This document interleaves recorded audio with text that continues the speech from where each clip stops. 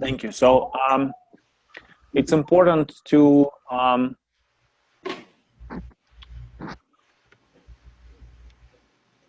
basically based on that you can calculate your capacity. But the problem there, so it has to be accounted for already. The problem is if you cannot finish your sprint on time, probably it's different, that you overestimate yourself. You give it 1 point where it should be 2.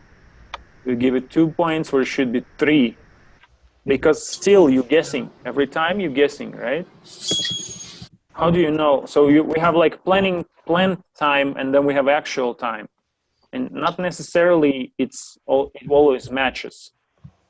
So retrospective is actually that meeting that will show you that, okay, like why we couldn't finish the sprint on time. The second time we couldn't finish that again. Now you kind of start seeing these patterns, like something is definitely wrong. It wasn't like coincidence. It didn't happen once. It's like it's repeating. What's wrong with that? And probably you just overestimate yourself, so you should adjust your estimation just according to like a real world, real time that it takes for you. And there is nothing wrong with that. Again, it's okay to work kind of slower. It's not okay to not deliver something that you promised, kind of, right? So if you work slower, in fact, that's fine. Just do your adjustment and keep working slower, but deliver what you promised. So estimation is wrong, right? And it can be addressed here. So. Okay, Denis, do you hear me? Yeah. Do you want to introduce me before we started? I think we cannot hear you now. I don't. I hear you, Tatiana. Thanks, guys. We are recording it. And please keep reminding us. We can forget sometimes. Okay, guys, say they hear me. Yes, absolutely. I do hear you, Tatiana. I do hear everyone. All good? I can hear everyone. 5 minutes, please, please, please. Great, guys, and make sure you mute yourself. It's very easy. With the purpose. Let's improve the process and the bootcamp, so you can find jobs faster and easier, right? Sounds good?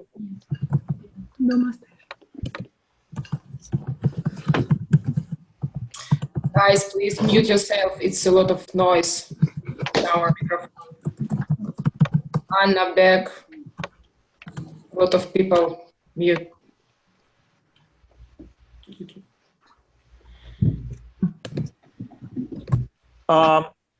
Yeah, hold on. It seems like I really cannot hear you guys. Ooh, hold on. Yeah, that's.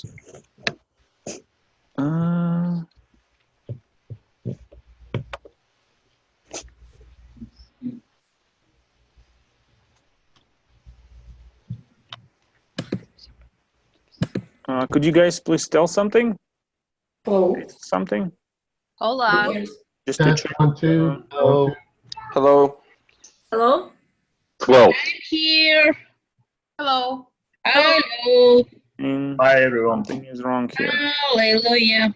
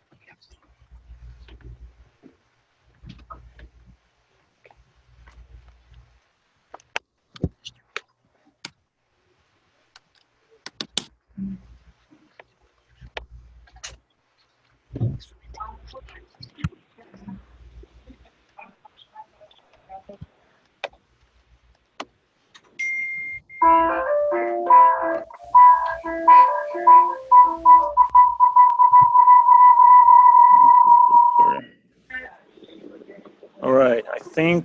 Could you please tell something? Hello? Yeah, hi. Hello? We Hello? had some issues. Hello. Do you hear me? Hey, Can you hear me? yes, we can hear you. Thank you. Ras.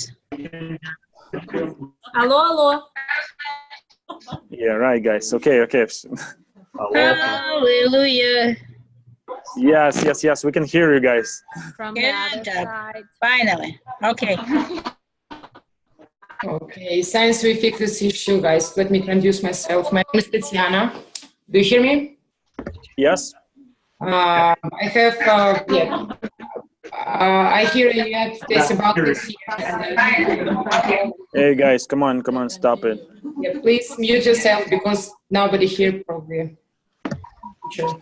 Yeah, my name is It's Tatiana and I doing, have more than 6 years experience in QA, and I was lead QA and automation QA as well. And I will help you today with this session. Correct me if I spell your names wrong or I speak fast or slow or something like this, because it's my first session. I will try to do my best. I know you guys don't like sometimes Russian accent, but you need to live with this. Yeah, we all have accents, and I apologize if it will not be understanding, but I will try my best again. Okay, let me probably, I will share my screen and we'll go to this board. Okay. Do you see my screen probably, right? Yep. Okay, let's go through what we did well this sprint. Stand-up meetings, it's 5 people said yes. I didn't participate in any of meetings, and probably Robert and Jenny mentioned we will connect sometimes to your stand-ups and we'll see how it goes, but the main person with whom you will talk is lead, and you probably will have Scrum Master as well. And if something happens with your Jira or project or any bugs, what you're finding, you cannot connect, cannot open something, please make sure on stand-up you raise this issue, because it's important you go with flow and you end time with your homework. If you cannot participate, how it happens in real life, something going on or you have overlaps in your meetings, please say, hi guys, I cannot participate, please don't wait me, because people will wait you. If you have 10 people in your team, all other people will think you still need some time to connect.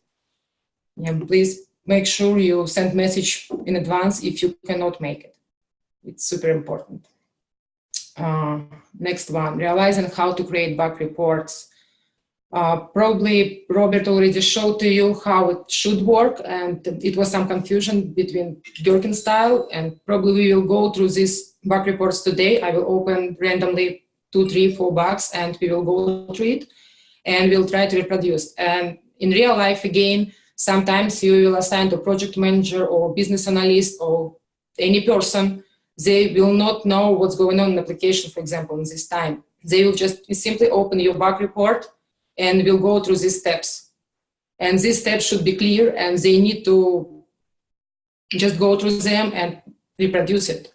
That's why it's important to have these steps clear, readable, and if you will attach some screenshots, it will be helpful. If you test a mobile application, you can record this video, record from different phone. It's a lot of tools that you can use for recording these issues, and you can also attach this to any bug report. Again, we will open your reports and we'll try to see how it looks. Classes were good. I know you all love Robert. I love him as well.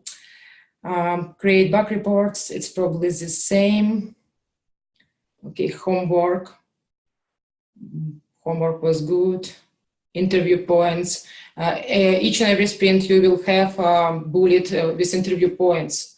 You need to make sure you read this topic of current week, and you need to create bullets for you. You will have some examples, but you need to make sure you modify it, because you cannot just copy paste in your resume, because they will look all the same. If, for example, in this class, 75 people and 20 people will just paste it in their resume, and they will go to market, and they will send the same company, same type of description, bullets, it will looks ugly. That's why it's important just how I did it when I started just my first job. I just simply, if you know this website, Indeed.com, it's some option you can search by resume and some employee, and you also can post your resume. And this site allow you to download any resume. You can use it. And as well, you can just search simply QA engineer, QA analyst engineer, software engineer, blah, blah, blah, in LinkedIn. Just go through profiles, see how it looks. If you know something what will work for your project that you really did, just copy, paste it, and just modify it. Try to do it unique. It will be same idea, but you need to make it unique because, again, you will have all bullets the same in your resume. And based on this, in the interview topics, just, for example, this week, testing types. You will open these testing types, you will watch this video, we'll explain you what kind of testing will perform in this class, and try to create bullets during the week and assign to person who will check it. Because if you collect these bullets at the end of session, at the end of 12 weeks, it will be hard for you to remember what you did. Just try to do it just 1-2 bullets each week. It will be easier for you to go to market faster. Yeah, that was exactly the reason why we actually did it this way. In the very first class, we started writing our resume afterwards. And it was because it's been like 2 months already since the beginning. Students started forgetting what they did like months back, right? So if you do it now, once we start searching for a job after 6th week, I believe, you're gonna have your like 60% of your resume already done. And for me personally, it was a big challenge to write my resume, my first one. I mean, even right now, if I sit and try to write it, you have to keep so many things in mind. It just takes forever. So it's better to do little by little. And it actually worked out pretty well for the second course. They started getting jobs while being in a class. Yes, exactly. And also, since you will, for example, go into this week, you'll have passion because it's testing type, and you read about this, you watch video, and you know, like you will put these bullets. Later, you will start SQL and API, you know, and your mind will be switched, and you will kind of confused what you need to put this to resume.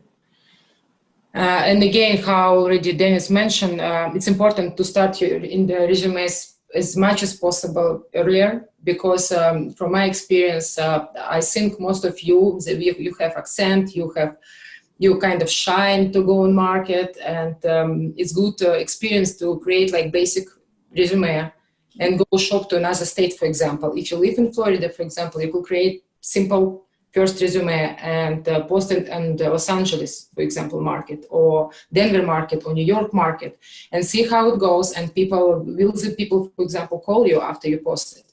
And you will have time to change your resume, to make new bullets, make it more perfect and beauty. And when you really, in 12 weeks, will go in your market, in your area, it will be easier for you because you already will more mature. And your resume will be perfect because all recruiters, they collect your resume, you know, and you send them, and in 2 weeks, it's okay to change your resume later. It's okay to, but again, to make sure if you post some resume on market and you change it later, if the same recruiter or same company contact you, you just need to say, I changed my resume, I got some another tools and experience. I have much more right now in my resume than it was before, and send them just updated version of it. You will change this resume like hundreds of times. As much as you will know, you will change it, add some bullets, and it's okay to do this. Okay, perfect work with team leader is good. I know some of you had some problem with your team leads, and yeah, just Ouch. What happened? Sorry, we cannot hear you. You can't hear me? What's going on? No, we can. We hear We you. all go to the share you both. We can. It's probably again I with hear you. Dennis. Only he doesn't hear us. It's Dennis' fault. It's only him. I don't see, guys, what you're posting. I will open this chat later. We'll see what you're asking. Okay, again, with team lead, be patient, because all these people who lead your team right now, they were in previous basic course. They're pretty new, they're shy, and sometimes, like they don't know what to explain to you, but they're trying to do their best. You will be in their place. And yeah, it's important just to listen. Sorry, we cannot hear you again. Hold on a second. No, we can. I can. Don't listen to him. Yeah, I will continue. Yeah, just patient with leads. They just trying to help you. And yeah, if you have concerns, again, just post some concerns here while we do retrospective or do stand up, and they will try to change their way how to help you. But they're really trying hard. I know, for them it's really new work, but for them it's really good practice, because it's exactly how it happens in real company. You're going to company and like you can be lead or you can be just main QA. My first job, I was a senior automation or a senior analyst. It was my first job in the United States, but from very scratch. For example, I had a team with 5 people, because my resume was already 5 years in QA, and somehow people, Americans people who had much less experience, they were under me, it was very hard, but it just takes time. Okay, well, explanation of our homework, good. Practice with Jira, it's cool. Yes, how you already know, again, since Dennis trying to fix issue, Jira. Probably guys say your Jira, it's the most important tool what we use, but I hope you know that a lot of tools like this exist. It's not only one. Jira, it's my favorite, for example. It's my favorite, but in my experience, I work with 3 or 5 similar tools. Sometimes they are not perfect. Sometimes, for example, TFS tool, it's if your company will work in .NET, you will have this Microsoft environment, you will probably work in TFS. It's not a good one, but you need to survive. Your idea right now, just to understand how Jira works. It's just management tool to manage this project and to see all these tickets and, all this flow. But tools can vary. It can be different. When you come into interview, it's important for you just to ask, for example, what kind of management tool you're using to manage your project? It's a good question, because they can say Jira, you'll say, oh, cool, Jira, I like Jira as well. Or they will say TFS. Please make sure you search by some existing tools. For example, ALM, Jira, it's few more. Just read about them. They do the same work. But this question should not confuse you during interview, because if they will ask you, do you work with TFS? You will confused and you will think they ask you about automation, SQL, API, or whatever. But if you will search before what kind of different tools exist, you will know, okay, it's just another Jira, but different company, for example. And you will not be confused. It's same idea with all others tool. Remember this tool what showed Robert to you? This mind map. For example, I never see something like this in my experience.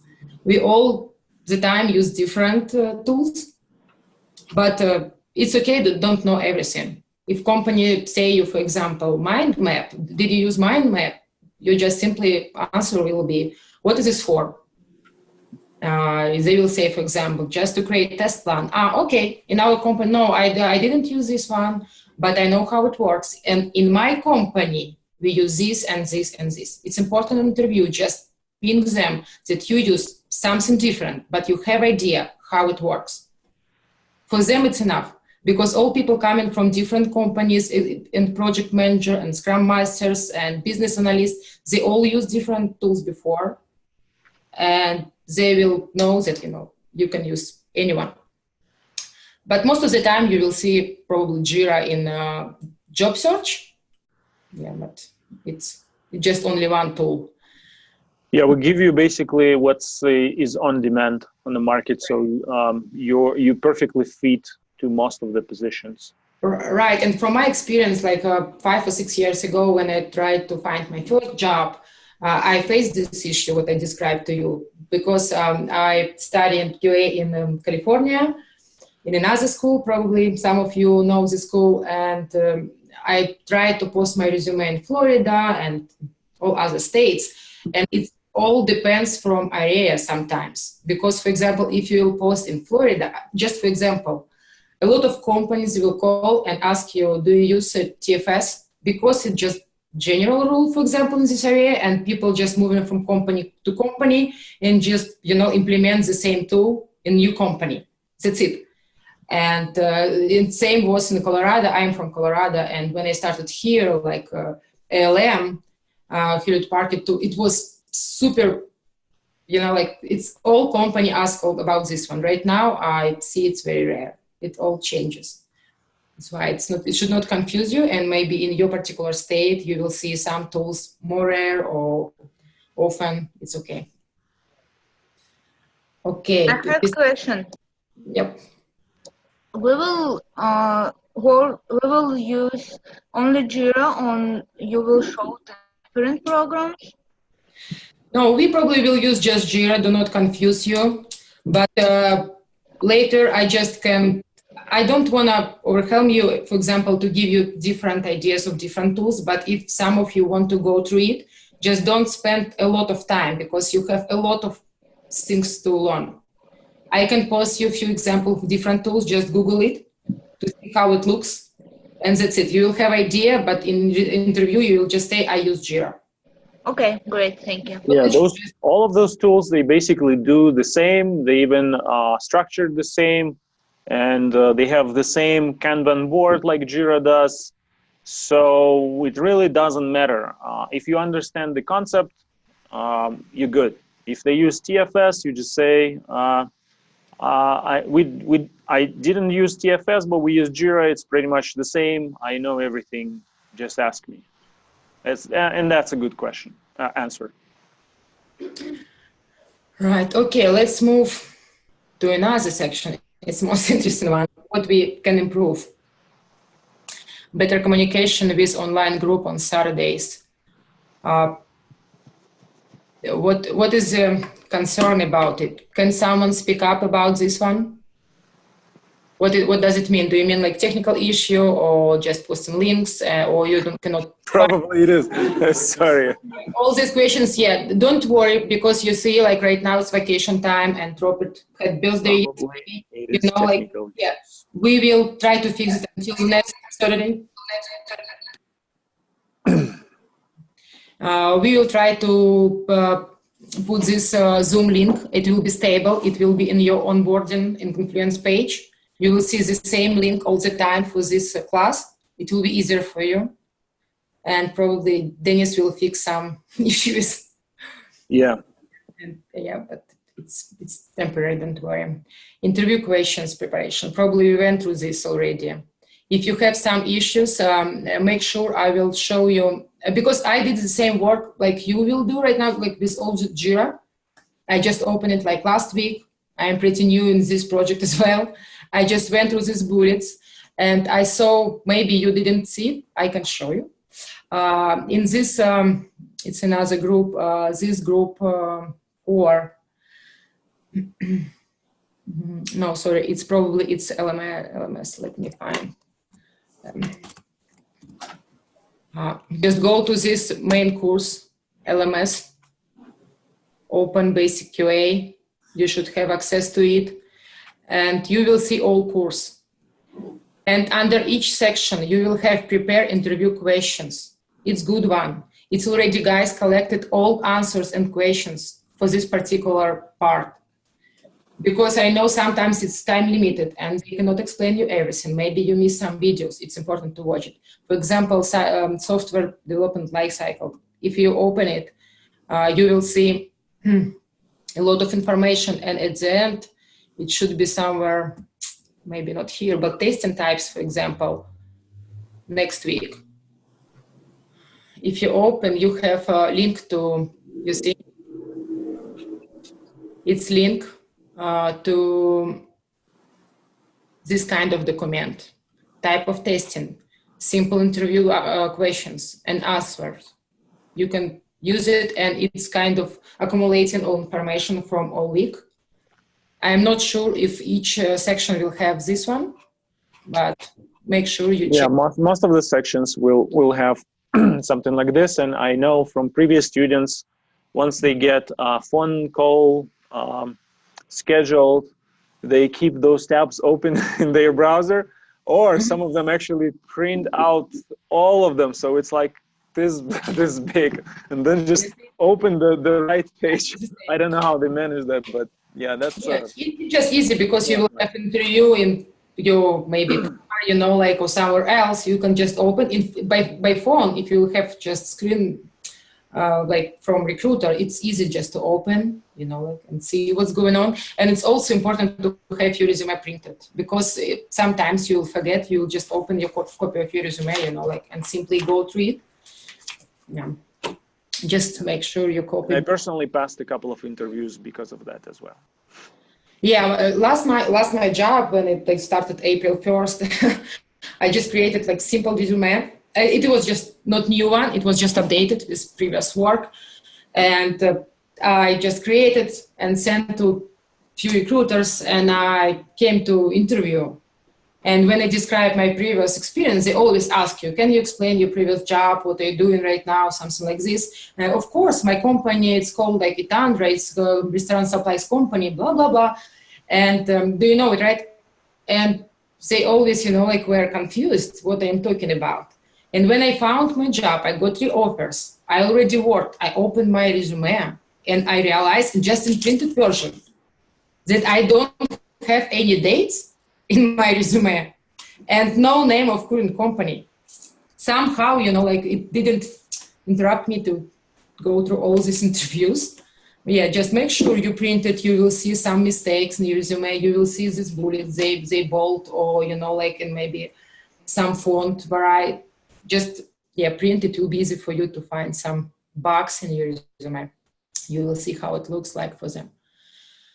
Okay, I hope it's understanding from interview question preparation. Just to make sure, open this section in LMS and just check what kind of answers people already posted for you. It will be helpful, and it will be maybe easier for you to find some bullets. Okay, read more information about testing and interview jobs. Read more information. Can someone speak up about this? What do you mean? It's who need to read about this, me or you or Dennis? What do you mean, guys? Who can speak about it? I'd like to say something concerning that. Yes, please. I would like, although we do have the prepare interview questions on our Confluence, I would like maybe some shortcuts to some videos on YouTube, maybe about different interview questions. That's what my concern is, more interview questions, not really testing, but interviews. It's again, we already answered the same question. Yeah, just please make sure this section what I showed to you is probably answered to it. Because Okay. you will find all these bullets, simple question, and few examples how you can answer to it. It's probably will help you. Team communication. Okay, about team communication, it's probably the same. More practical. Okay, what is with team communication?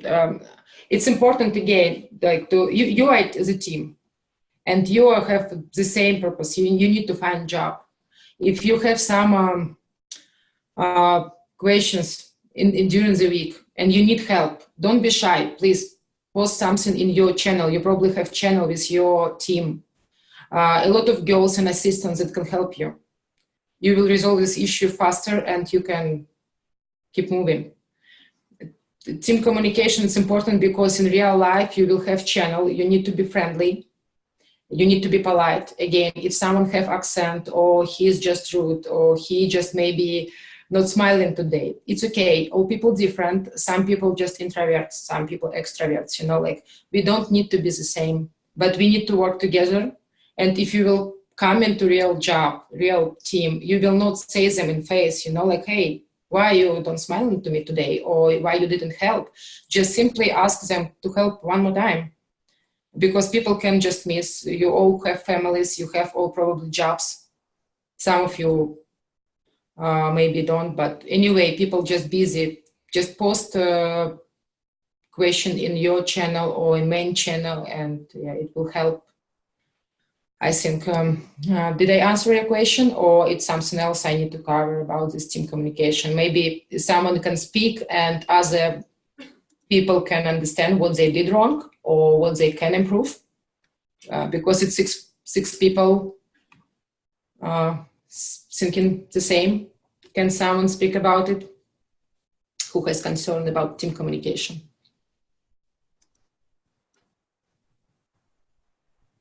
Don't be shy. It's okay. Nobody will, hate you after this. It's okay to say it in this type of meetings, because it's important to you to do your work. Okay. No one want to speak? More practice. More practice, probably you will have a lot of practice, because right now it's all about theory. You have just, we will go through today, so far this 2 weeks, you already need to know how to create test cases. You will have idea how to create test cases, because you will write them all the way, all 12 weeks. You need to know, example, how to write bug reports. We will practice this and we will review this as well today. You will have a lot of practice with SQL. We will have some practice with Postman and some API testing. It just started, that's why probably you will not have this question about practice. You will have a lot of homework. Right now, yeah, just practice, it was part of your homework just to create test cases and bug reports. This is not for course, but the team to spend discussing different issues after stand up. Okay, guys, I want to discuss, I heard about this issue already, that people during stand up, they trying to speak different topics not related to course or something like this. I will one more time explain how it looks in real life.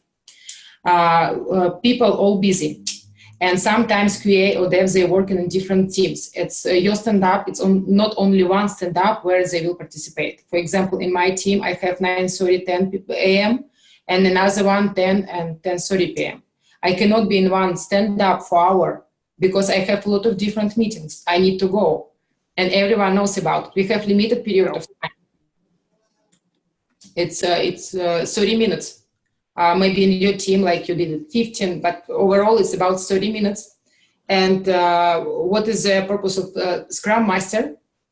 People don't speak up just because of they want to do. If you, for example, in some meeting room in real office, and sometimes it's happen online. In my team, for example, we do online stand-ups. Even we sit all together around, but we still do it online because we don't need to look for a space or meeting room. They always occupied. We do it online. But for example, if you stand up in any meeting room, just Scrum Master, or if you don't have Scrum Master, it will be project manager. Dennis probably have issue again. I will continue. And you will stand in this room, in this Scrum Master. Do you hear me, right? No? Yes. Yeah, we can hear you. We hear you. Okay.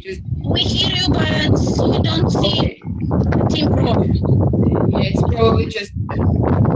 Let's wait for him. Okay. I think he left.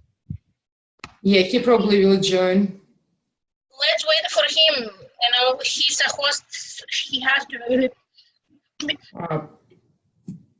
be present. Okay, let's wait for him. But probably you should see my screen, right? Yeah.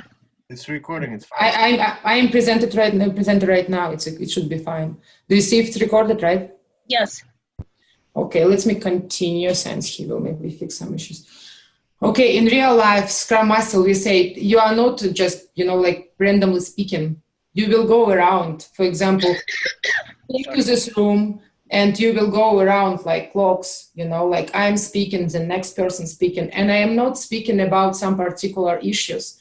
Like randomly project or my family problem or something like this. It should be fast. It's around like minute. How it's going. For example, yesterday I went through this issue. I tested checkout page and I worked with Greg or Jeremy. We put tickets back and forth, and yeah, I was able to close this and this type of tickets. We are fine with this. And today my goal is, and you will describe what are you doing today. And what are you doing today, you exactly will see on your board in Jira, because you will have right now, just in Jira, you maybe don't understand it, but no, you can see. If I will click on only my issues, I will not see anything. But you will see your issues. If you're speaking, again, sometimes Jira not presented in stand-up. Sometimes it just simply updates. Sometimes if it's Scrum Master or it's online, someone will share the screen and you will see just your tickets. And you will speak about your tickets. I did it yesterday and I will do this one. It's fast, it's about 30 seconds, minute. If you have some blockers, for example, some environment broken, or for example, you cannot proceed because you cannot log into somewhere, or something else, you're raising this issue on stand-up. You're saying, I am blocked by this on this, because sometimes tickets, they're related. You cannot, for example, log into page, and you cannot check, or for example, your card doesn't work and you cannot test what is inside of card, right? Someone need to go and fix this card for you. Even though it was not part of this sprint, you cannot proceed, you cannot finish your task. And probably on this stand-up, they will decide who will take care about it. Some dev will say, okay, I will take a look. They will try to fix this issue, they will try to fix this API or server or whatever block you. And you will continue to go, you know. It's simply, and everyone goes one by one during stand-up. And after this, most of the time, in most of the companies, you will have after party. It's when, for example, everyone already speak about their part. Scrum Master will say, okay, right now we are going after party. Do we need to discuss something else? Because we have 10 minutes left until end of the stand-up. And in this moment, if you have something not related to their work, some concerns, you can talk about it. It's your part. If, for example, me or some dev, we need to discuss something deeply, all other people will not work with it. They don't need to participate. Scrum Master will say, okay, let's everyone leave this meeting, and just me and this dev will stay in this meeting and we will continue. Not everyone need to listen what happens with exactly my specific task. For example, with particular dev. You know, if I have questions or I don't have requirements or something like this, something very specific, I will just stay one by one with this person, or maybe project manager will stay online. It's answer to this, don't speak random questions answered during stand-up. Just go one by one, and after this, if someone wanna go deeper and you still have time for this, please do. All other can just drop. If they're not interested, they have other work to do, you can just go, and lead will, for example, continue to resolve some issues for particular student. Is it clear, guys? Hello? Yeah. Okay, Dennis, hear me as well. Brief examples during the class. Okay, probably we'll have more examples during like type of testing. You will have much more examples. Do not let people ask ton of question when teacher explain new material. Let's do 5 minutes after explain every topic. Last lesson, Robert explained new things about 20 minutes and sounds question 40. Yeah, good point. When teacher explains something, maybe it's good one, you know, to go to all these questions, because some of you probably didn't watch some videos before session, for example, type of testing, and you will have ton of questions. But after you will watch this video during next 2 days, you will not have this question. That's why we will keep in mind this, and we'll try to limit. We will still answer this question, but probably we'll move this to the end of session. A lot of different information about the same thing that a bit confusing. Okay. Yeah, I agree. It can be sometimes confusing because it's how it is in real life. You will be also confusing about different type of testing.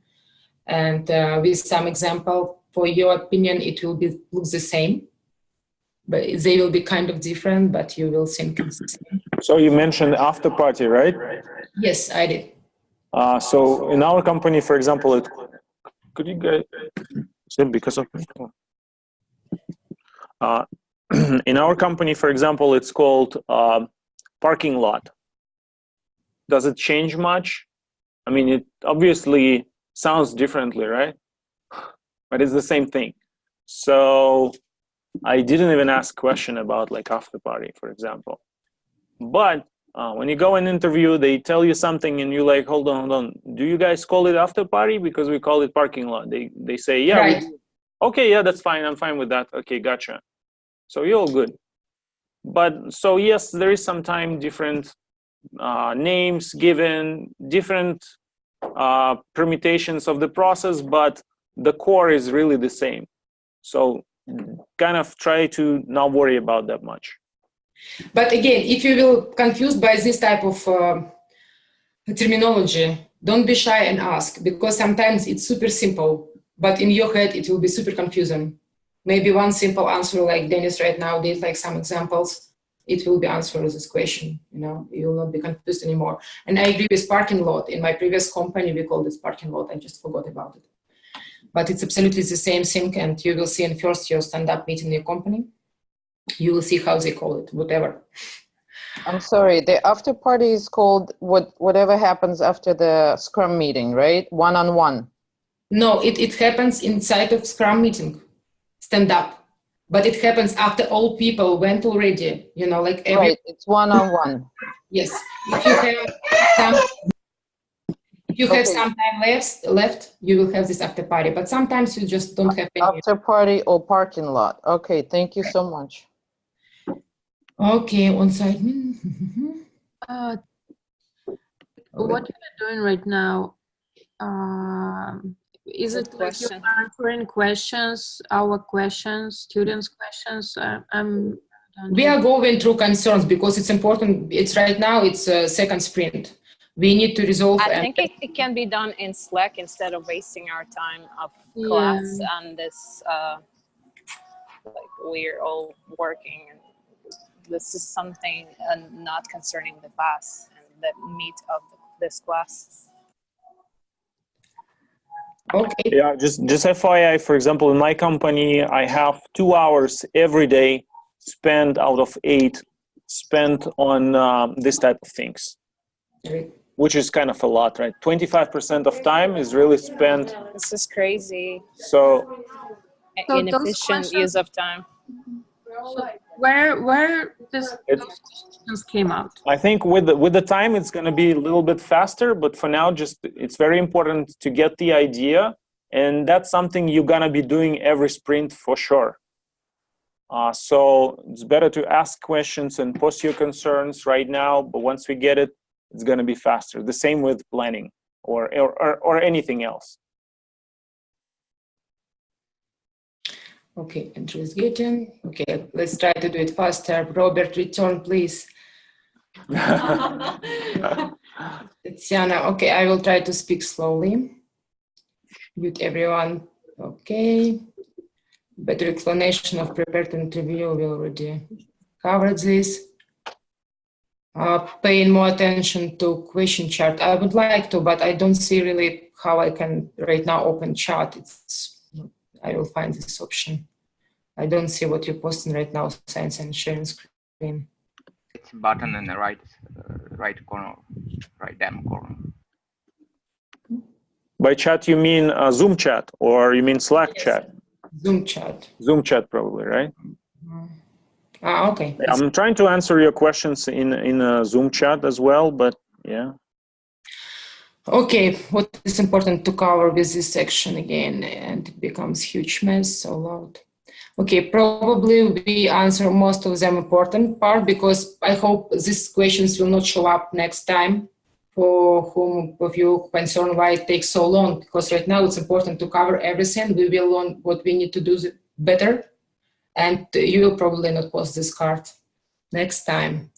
Okay, actions. Dennis, do you want to put some actions item? I'll do that on my own later on. Yeah, we'll put some actions what we need to improve from our TestPro side. Okay, let's move forward.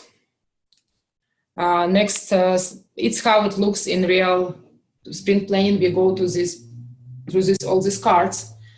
And again, this idea board, it's only one example how it can look like. In my company, in Confluence, Scrum Master just have the same idea, but he creates a board and he posted to us in the morning, for example, a few hours before sprint plan. And we have time to think what we can do better and what we did good. And we don't spend time during planning. We just go through these bullets. We don't need to wait like this 10, 15 minutes since all people will write it.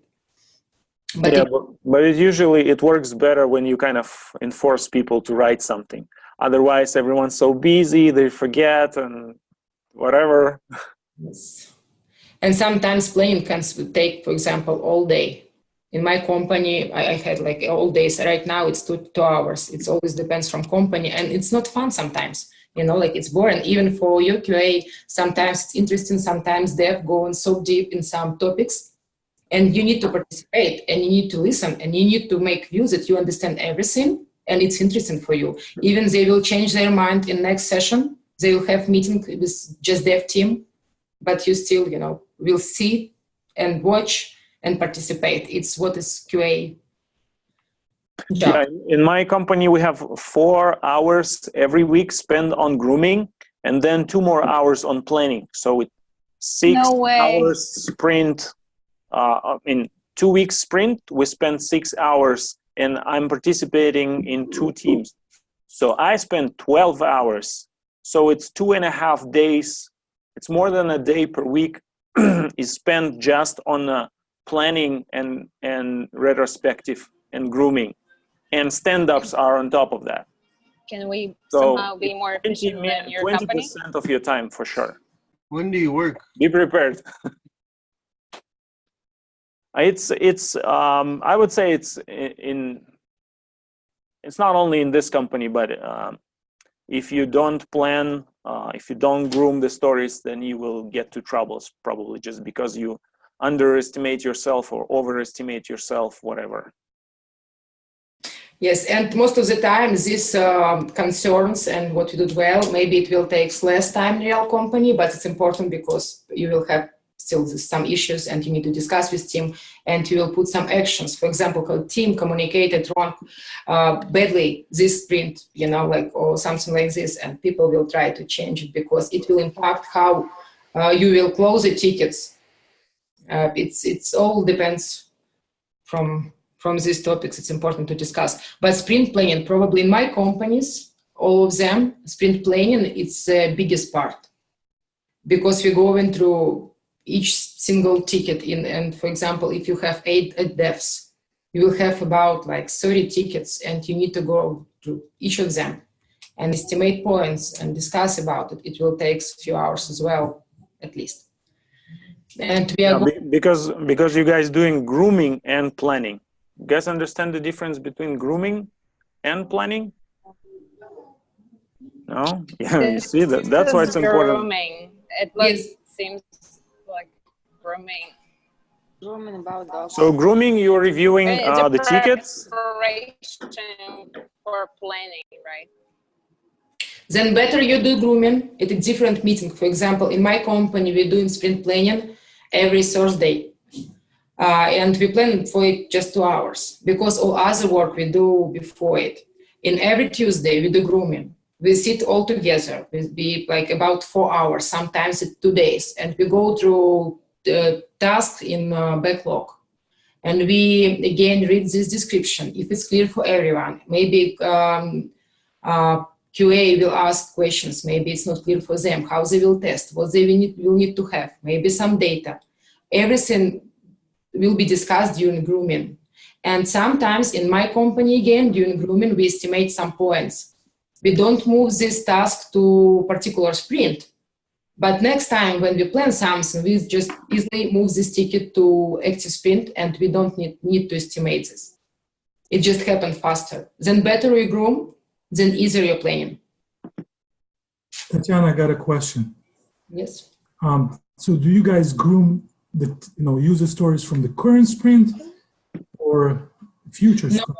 No, guys, you never groom something in current sprints. In current sprints, you just easily move from backlog to sprint. It's already groomed. Sometimes maybe a company will just put some point estimate during planning. Everything groomed before, and it stays in backlog. If you will open your, let's open your Jira, for example, backlog, right? Right now you have... Grooming, guys, is reviewing tickets and understanding what needs to be done when it comes to like dev time, QA time, infrastructure, whatever, in order to the story to get done. And planning, basically, it's assigning those groomed stories ready to go. You know, it takes like 3 points and all that. It's already done. It's just assigning them to your next sprint. That's it. And Dennis, sorry, can we have this somewhere written, somewhere posted, like grooming, planning, whatever the slang is in the companies? So yeah, first of all, I believe we should have that. If we don't, we will definitely do that. The second of all, we can create Confluence page with like vocabulary, and just put all those words. Yeah, those special words that you guys use on daily basis. Thank you. And it's important to have this vocabulary because probably you already covered Agile. And do you hear me right? Yeah. You already covered Agile. And Agile, it has ceremonies. I know you already passed this topic. I am not sure it was clear or no, but Agile has particular ceremonies. And it's stand-up. And you will have this question a lot in interview. A lot of people will ask you, what kind of Agile ceremonies you know? And what we're doing right now, it's one of Agile ceremony. One of it is stand-up. Another one, it's planning. Retrospective and sprint review probably. Right, Dennis? Sometimes demo as well. Yeah, the review where you will show just business people or some interested people what you did last sprint. For example, you implemented something with UI, or maybe you automated some test cases or something. You will show just all team what you did last sprint, like visually. They will just know what's going on and what you did. But this fourth ceremony, you need to go through this topic again if you didn't, because I know some people who already passed this course, they still have question about these ceremonies and they confused in interview. Agile ceremonies, guys, Google it if you will not find this in documentation, because right now we're doing one of this ceremony. It's a very often question. Okay. Let's move forward. And right now we need to plan our sprint. And it's again, we will be answering your question. We are not, we are going to backlog right now. Backlog, most of the time, it will be managed by Scrum Master, or sometimes it will be project manager if you don't have Scrum Master. They will manage this board. You don't need to do it. And you in Jira, you can easily, you don't need to do it. They will do. You can move these tickets, and they will move by priority, by feature, for example, what should happen next in the project. Right now, we already moved this ticket. You see these bullets. It's already for next sprint. You see, we don't need to write them. We just need to estimate and assign some points. It's exactly how in real life will look like. You will open backlog and decide what kind of tickets will go to current sprint. Yeah, so so in one of the companies, we used to have around 1,200 tickets in a backlog. So what do you guys think? How many tickets we can really handle within one sprint if the team has 10 people? 1,200 now? Tickets or user stories? Not even close. Like, 10. yeah, like, I mean, it depends, of course. Some of them can be like 5 points. Who knows, right? But basically 20, 30 maybe. So it's gonna take like years to get through those 1,200. So some of them will be never even touched. They will stay there for a year and then they will be outdated or whatever, done, right? They will be just deleted one day. So that's kind of the purpose, because we cannot fit all those tickets within the sprint. So we have to pick what is the most important for us to do for this sprint. And it's always a challenge. You cannot do everything. You cannot test everything. You always have to pick what's the most important and address that, right? Okay, let's do planning, and we'll have also time before new topic, because again, it's based on agenda first of the hours of today session. It's what we're doing right now. It will happen every Saturday. And another part of session, it will be new topic. That's why we will need to go through it every Saturday. Okay, let's plan it. Do you know how this planning poker works, right? We need to create session. Denise, what is the name I need to use for session? What is the practice? Just basic QA? Yeah, anything. Basic QA, QA-4, and cards, and it's private, no. Yeah, even in cards here, it's Fibonacci numbers, but sometimes they use t-shirt sizes. Like, do you guys know t-shirt sizes? Yeah. Small, medium, large, extra large, extra large, right? Again, what's the difference? Well, Fibonacci versus t-shirt size. What's the difference in the actual process? No difference at all. You guys use t-shirt sizes? Okay, I'm fine with that. You guys use Fibonacci? I'm fine with that.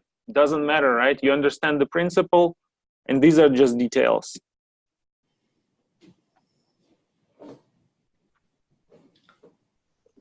Yeah, could you please unmute? I don't know who is. Like.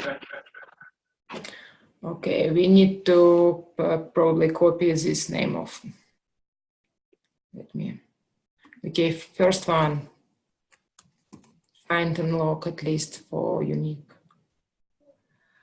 Where's my Fibon? Okay, story.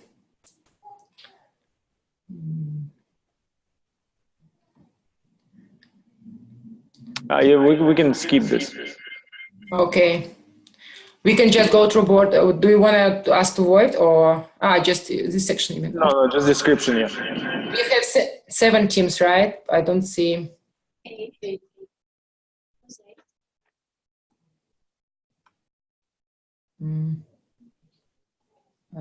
We need more teams probably, right? More people. It's fine, I think. Guys, you have 5 seconds really to get there. Yeah, just create your name and we will start, and voting will just assign some point.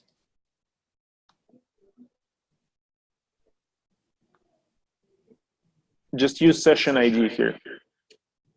I'm sorry, can you please explain one more time what we have to do? We will go through each ticket and you will estimate how many points you will you think it will take for this current sprint, for this week. Probably Robert last week explained how points work. It's not really timing, it's kind of a combination time and effort.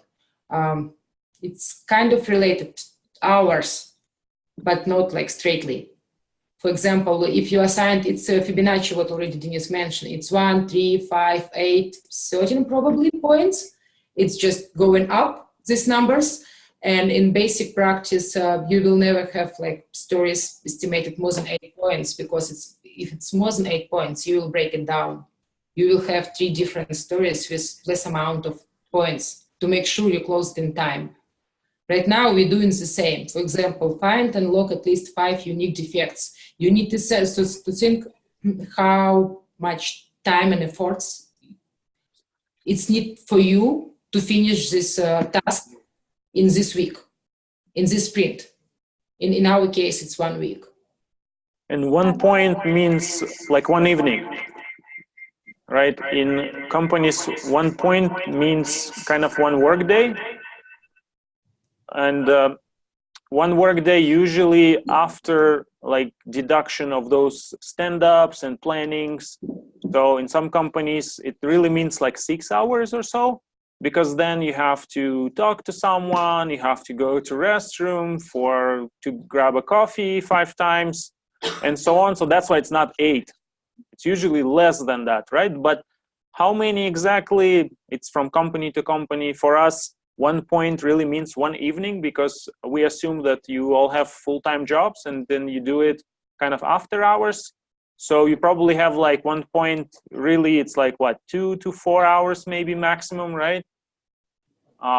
In real companies, it's like 6 to 8 hours, but they will explain what does it mean. So for us, you cannot do more than like 7 points, right? Or maybe 8 points, because Sunday is really like, you have the whole Sunday, right? So we can say it's 2 points. But in companies, it's 5 work days, basically 5 points per week.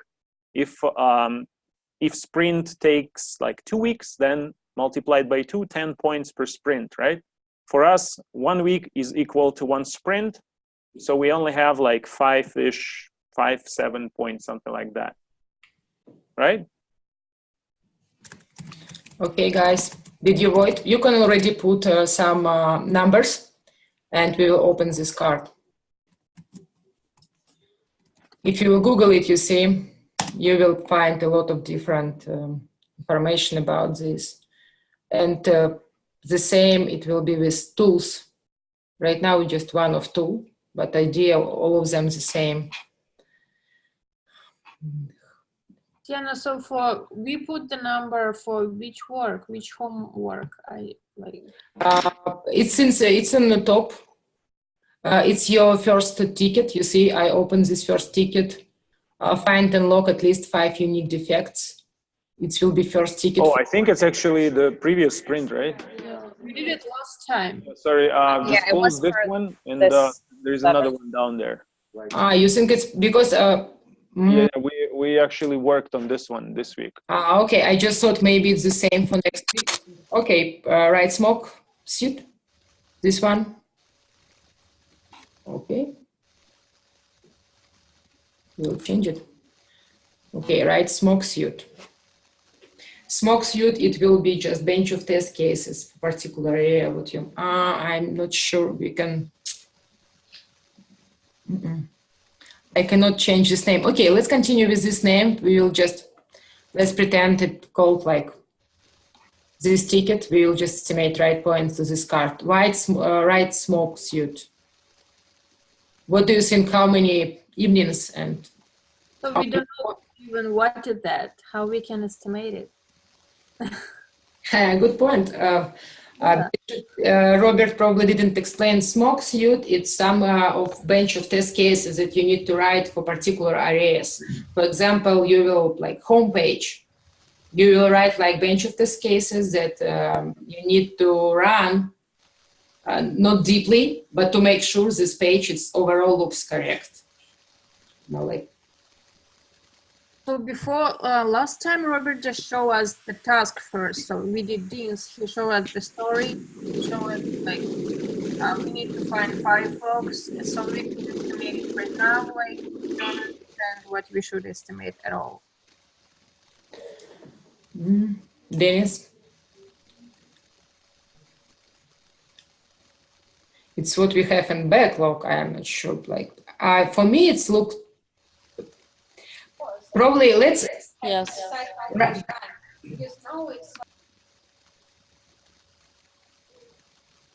Speak. I don't hear anyone. Does anyone want to speak, right? Hello? I can speak. Yeah, Hello. somebody We hear you. Yes. really doesn't understand what we're doing. Yeah. I would like to make a suggestion that we can go over this white smoke suit, and then after that we will be able to estimate how much time we can spend on it. Because so far it's just a very vague, like broad topic for us. What is the white smoke suit? What do you think? We don't know what the smoke test, so. Yeah, I agree with this all comments that this session it's not organized because you see like your teachers changed. I am not sure what was covered with previous one, but idea is next, I can explain what I know. For right now, Marina will back on Tuesday. And for her, it was, okay, let's start like all of you concerned about agenda. I will show you agenda. Okay, sprint planning, coffee break. We will go through bug hunters and test cases. We will explain testing of types next hour. Yeah, it's probably the agenda for today. And today you will have some idea of testing types, and you will have homework with type of testing. And probably after this section, when you will watch video, you will have idea how to write the smoke suit. But it's all week will be about testing type.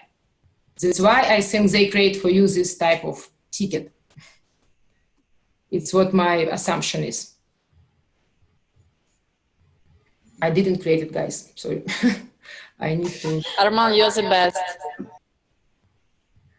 Will we be doing a scrum poker for the prepare interview bullets and the complete testing types? Okay, let's do points then for something what we really know for sure, and we'll ask Marina probably to estimate some hours instead of you. Just let's play 2 of these cards, what clear for everyone, and guys who are responsible for closing sprint and moving the tickets to sprint, they will do rest of work.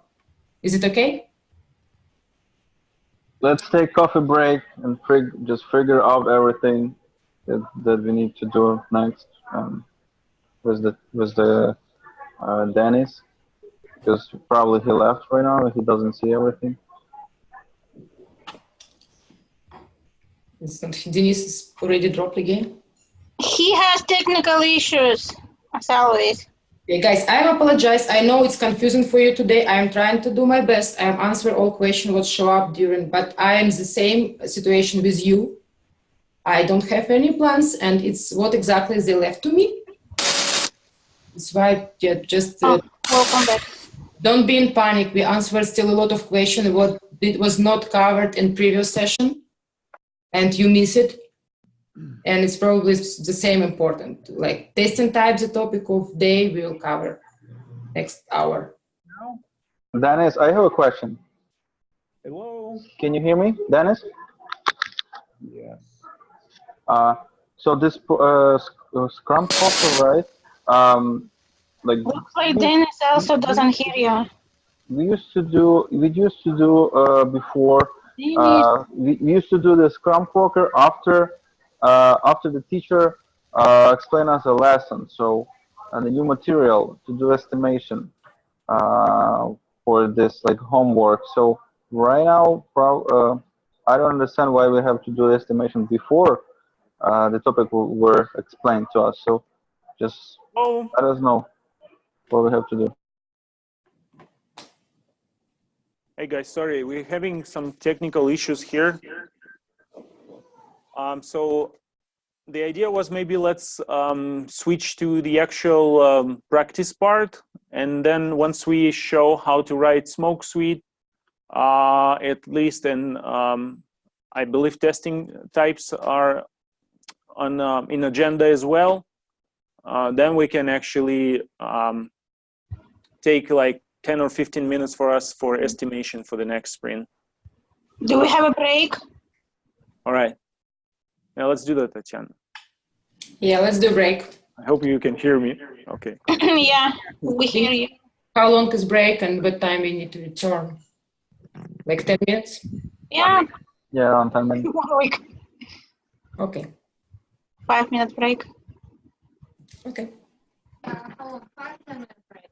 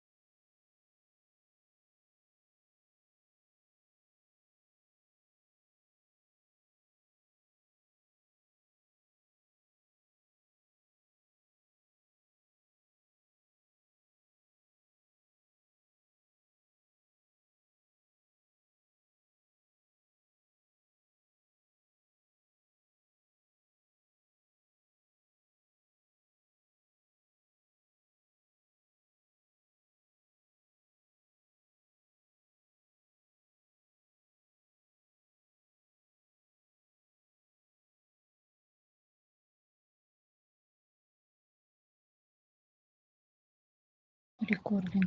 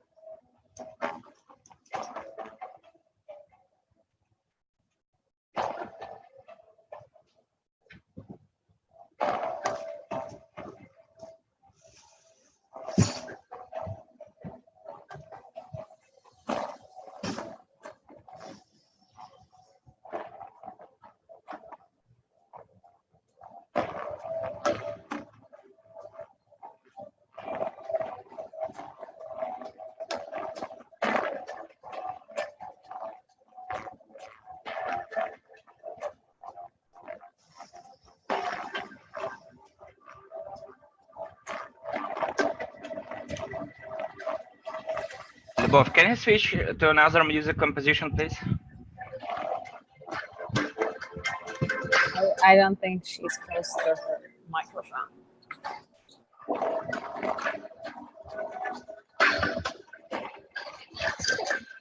I feel like I'm on hold with customer service. Can you turn off the music, please? Sorry, it's mine. Где же вас найти? Спасибо. Где же вас найти? Come on. О, нашла. Sorry. Oh, what are you talking about?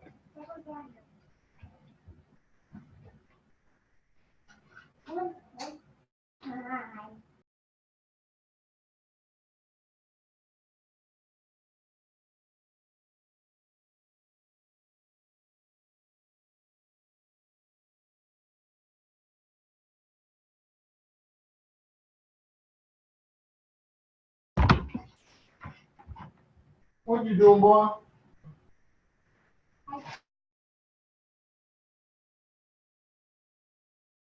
All right, you guys, can you hear me? Yes. Yes, we do. Yes. Yes. All right, so today we're going to talk a little bit about types of testing. So I found this picture on the internet. It's tons of, in short, it's a lot of types of testing, right? The good thing that we are not gonna be using all of them. So what's the one type of testing that you guys all did already? Ad hoc testing. Alrighty. So in ad hoc testing, okay, we will, let me show you another one. Where is that? It's a wrong one.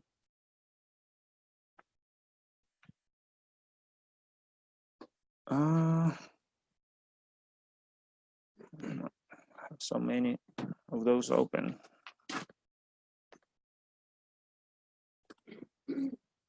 Yeah, so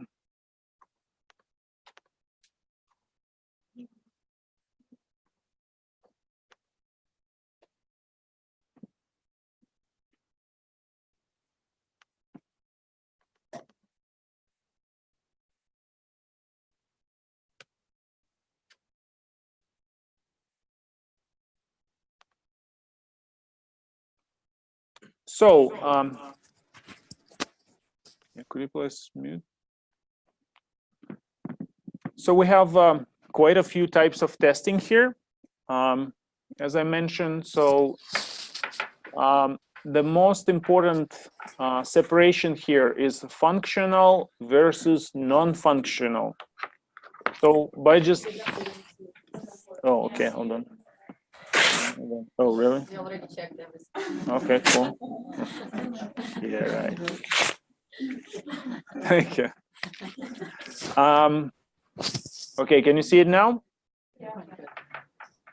Okay, thank you guys. So yeah, we have a lot of types of testing. The most important here is to understand what's functional and what's non-functional. Any guess? What's functional stands for? Basically, it's functionality, right? But functionality is, in 2 words, I would explain that if you do something with the system, you expect some response from the system based on your action, right? So if you log in with valid credentials, the response from your system would be you're logged in, right? So you are kind of initiating the action. And usually for functional testing, it means some kind of a regular user does it. Like for website, users log in, right? So there is kind of the end user involved in the process. Where non-functional is a lot of different types of testing. For example, one of them is performance testing. So can your application handle, let's say, 1,000 of users at the same time? So you're kind of not like really clicking. How would you click? How would you log in at the same time with 1,000 of accounts? Can you do that as a human being? No, you can only handle one browser at a time, right? So that's why it's really not possible to do through the functional approach. So that's why all of those things are non-functional. Like security testing, for example, it's not necessarily users kind of hacking your application, but it's a different kind of type of very technical testing. So anyways, for us, the most important ones on the left side, the most important of the most important ones would be ad hoc that we already did, smoke testing and regression testing. And we'll talk about that a little bit later. If you hear something like unit testing, that's done by developers. We don't do unit testing. However, it's just another type of testing that is done by development. So again, going back a little bit, what's the difference between testing and quality assurance? So unit testing is how developers contribute to quality assurance. So they are involved in increasing the quality of the product, and they do testing actually. So not only testers do testing, developers do testing as well, right? Is it clear? Okay. Another one is scenarios based. And we have two most important things here. We have positive and negative testing. So any idea of positive testing? Any guess? Like a successful scenario. Maybe it's like positive testing is found something which we have to fix. Okay, the positive testing usually is how your application should behave, how it should work, right? So for example, user acceptance testing, which is another one done by product owner, or developers actually check their code, like their functionality that they're working on, and they usually only do positive testing. So if they have a story, then users should like search for something. They write code, and then once it's done, they try to search for something that works really. And then they see, like if they search for ABC, they expect to see all the items with ABC in there, right? And that's usually enough for them. So they don't really test it as very deeply. They usually do it very briefly just to make sure, okay, search somehow works. The same for acceptance for product owner. Once they give you a task, which is a story, right? And you work on that, and they accept it or decline it in the end. So basically, what do? They just check if it's something that they wanted to get, right? But again, they don't perform like very deep testing. They just briefly try to search, okay, yeah, search somehow works. Why? Because QA is mostly doing negative testing. And the negative testing is basically testing the application to make sure it handles all different possible interaction from user that is kind of not supposed to happen, right? So if you log in, let's say, with the wrong password, are you supposed to be logged in? No, you're not. And the reason here, and it's actually, you will find most of the defects by performing negative testing. Why? Just because when your application goes live, you will have like thousands or maybe millions users, and there's gonna be one person out of those millions that will do something crazy that you would never expect to do.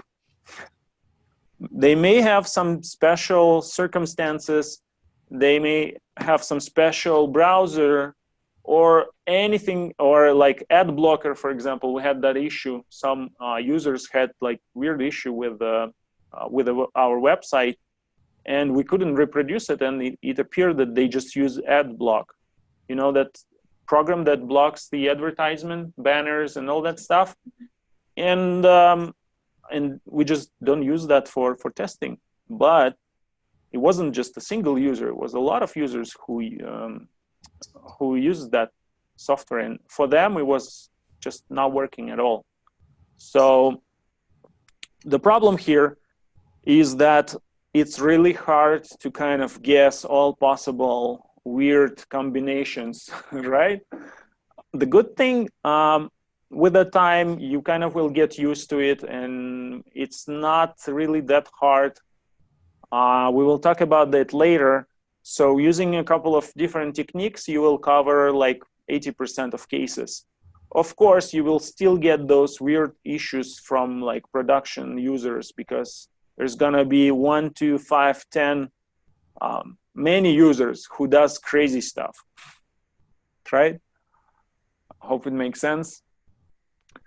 Then we have another type, another definitions on how do you use your application source code. So, and that source code is really what developers work on. They write code, they program, right? Yeah, the first one is black box testing, and the black box testing, assuming it's like Pandora box, right? You don't know what's inside. You don't know how it works, but because you have your requirements, you kind of you have expectations. So you don't care how it works, like a car. You drive a car, do you all know like what's the every single element, how it is, how it's working in the car? No, you don't care, right? As a driver, all that you care is that you can drive a car, you can turn left, turn right, brake, and all that stuff, right? You don't have to know every, what was that, couple of thousand elements, 20,000 elements in the car? Yes, that's exactly what it is. The good thing here, you don't overwhelm yourself with all that knowledge. And because of that, you don't have to know how to code. You don't have to know most of the technical, very complicated things. And getting a job is much easier just because of that. So let's be thankful to black box testing. That thing gives us jobs. And black box testing, basically, once we start writing our resumes after 6 weeks, that's basically will conclude the black box part of the course. So to become a black box QA analyst, all that you need to know is how to deal with test documentation, how to write defects and test cases, and most important techniques on how would you test your application. And that's basically it. The next one, white box, it's you can perform that by you can do any sort of testing, even functional testing like black box. But in one of my companies, they actually gave us an access to source code. Even though you don't understand the thing over there, you can still search for something. For example, if like buy button called buy button, right? I mean, you can see it's buy button clearly. You can just open source control, and because the code itself is just a text, you can search by text. You can search by buy button. And usually you will see like some code, some different files, and in one of those files you will actually see like that the buy button like does this, and then if you have something in cart, then it will be this. So you can kind of try to understand with the time, it will become more clearer. But if you can actually test not just by looking on requirements, but also looking up in the source code a little bit to understand how system behave, why it behaves, because sometimes you can actually see that there is a bug, and you open that source code and you see that, yes, I mean, clearly because it's how it was built. So that bug is actually in the source code because it's written that way. So the next level, you can actually start writing like unit tests and stuff, but that's of course require you to know programming language, and it's not even test automation job. It's more like SDET or even developers. So developers do white box testing for sure. SDETs sometimes do that as well. For you, sometimes, but I would say that you don't do white box testing, right? And then another one is gray box testing, something in the middle. And usually, usually it means that you know requirements, you use some other special tools. So for example, once we're done with our resumes, we're gonna have 3 more weeks to go, where we will be doing SQL, for example, where we'll be testing API and a little bit of automation. So you're still not looking at application code, right? But you use some more advanced technique, more technical things, like, for example, testing API. What do you guys think? Users, regular users, do they like work with APIs at all? No, they work with UI, right? And API is underlying layer that we are not touching yet, but it's more technical thing. It's like HTTP protocol, and we will talk about that a little bit later. But regular users just don't do anything with API. They don't even know it exists. But you, if you qualify for gray box, which you will be qualified as a gray box, and that's why we call it. It's not kind of QA analyst to me. It's more like QA engineer. So you're not only doing black box, you're doing gray box testing as well with the help of special tool, like SQL is another one. Regular users, they don't use SQL, right? But you can, and you have access. You can see from the inside, even though SQL, it's not a code really, it's a data. So hope it makes sense. Can I have a question? SQL and SQL connected? So, scope of testing. Again, unit testing, as we discussed before, it's done by development. So basically, they testing their own code by writing another code. Sounds crazy, huh? Good thing you don't do it and you don't care. It's developer's responsibility. Integration testing, it's probably little bit hard to explain right now, but you can think about your application as a system, and in fact it's very complex system. So for example, who of you guys used Uber app? Everyone, right? So, and within the Uber, there is maps, right? Basically, when you open the Uber app, what do you see? A map, right? So, do you guys think that's a Uber map? No. It's not. It's Google Map. How come like Uber uses Google Map? What's the craziness, right? Well, yes, because they don't want to re-implement the wheel. Google has great maps. They have very good APIs. It's affordable priced, and it's actually a separate product that Uber has to buy, in fact. But if you want to have your Uber application, because Uber has a lot of things on top of that, like these cars, like estimation of like price and trip length and all that stuff, right? Like UberX, Pool, all of those are not Google Maps anymore, right? That's done by Uber. That's actual Uber application. But in fact, so these two, for example, for Uber app, these two different applications work together and it becomes an Uber app, really. So integration testing is really testing to make sure that those systems that are involved in the process, they can work together. For example, another one, let's say the same Uber app, just because you all know about that, right? And we will actually talk about our application later on because it's really no different. So there is another system that involved in Uber app, which is the most important one. Payment, exactly. Do they implement like Visa or MasterCard or like PayPal?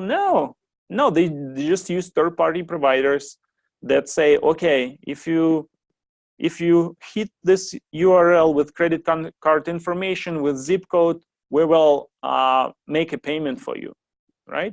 So they don't have to worry about those things. Again, what they worry about is just actual Uber logic, like how they calculate the price, how they connect driver and passenger together, right? Those things.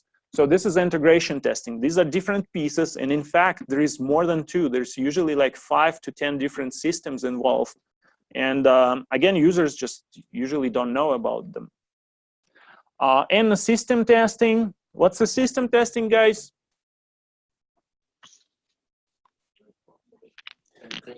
I know you can all read. So yeah, we talk about integration testing, all these pieces.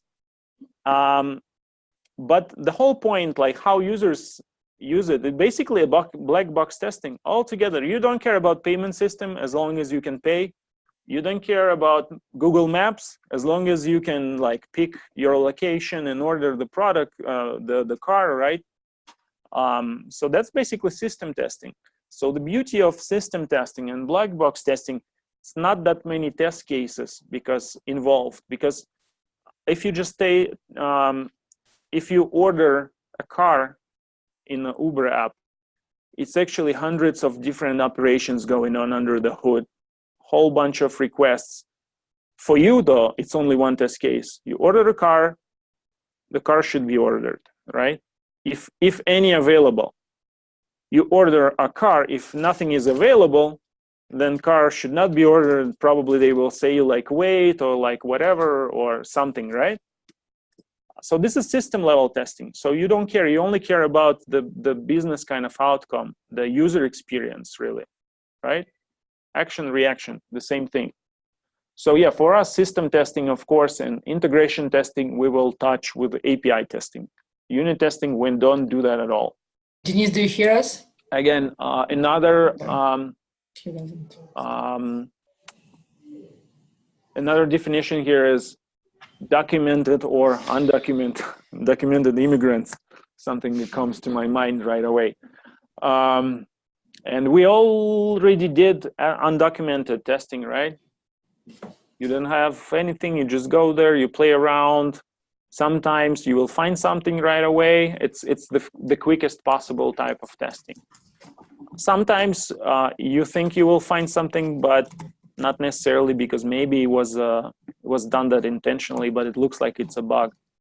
So that's a drawback of undocumented testing, because some of the issues that you can find, those are not issues.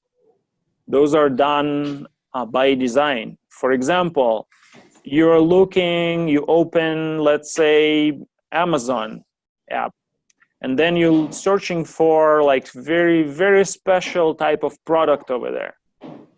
And all of a sudden, its product is not listed. It's not on the market. So you think that your expected result would be like, hey, we cannot find anything, right? Probably no. Because for business, if they cannot find exact product that you're looking for them, it's very important to at least give it a try, maybe to show you something similar, so there is a still chance that you buy something. And that's actually very, very important kind of business logic thing. If you buy something, again, on any of e-commerce websites, you go to a cart and let's say you buy a mug. You go to a cart and then like enter your credit card information, whatever payment option, right? What do you see at the bottom? There is a like kind of supplemental things or something to add, like teaspoons, for example, or some dishes or some other stuff. Why? Well, there is a reason, and from business logic perspective, it's a very, very important to upsell you something, because people buy that stuff as well. If they don't offer, you don't buy. So they kind of potentially, and they lose money. That's why the whole concept. But doing ad hoc testing, how do you know that they're supposed to upsell you something? You don't, right? So that's a drawback of undocumented. Documented at the same time, we're gonna start doing that today. And that's one of the most important things, because smoke testing is one of the most important, and well, basically test cases. So they hire us mostly for defects with the type, which is a documentation, and they hire us to write test cases, just in short, right? And that's a documentation as well. So it's very, very important. It's a very popular interview question. Write me test cases for like Google search, for example, or how would you test a bicycle, for example. Basically, they ask you to write some test cases for that item. And test cases is immediately documented testing, right? Okay, so performance testing. So this one is not really functional testing. And if you want to be a good performance tester, that's another class. It's related to API testing. It can be challenging. You don't do this just to have a general understanding of what is that. So we have load testing over there, and we have stress testing. And the load testing is really, so how do you think, how many users are on I don't know, Google website at the same time? A lot, right? How many applications are they hitting? I mean, it's the same Google application that is running, just one application that can accept like millions of users. So for example, have you guys heard about Black Friday?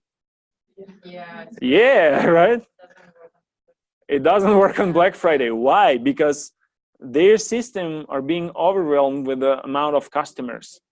I believe most of the sales are actually made during this Black Friday week. So for the whole entire year, those systems just sitting there and selling like a little bit here, a little bit there, not too much.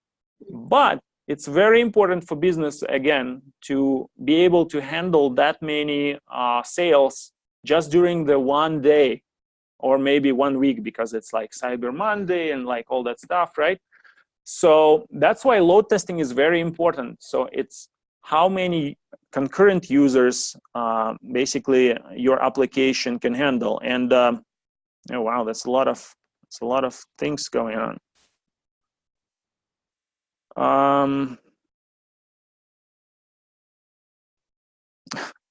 Yeah. Okay. Yeah, guys, let's ask questions once I finish. So yeah, it's very important to know how many users your application can handle.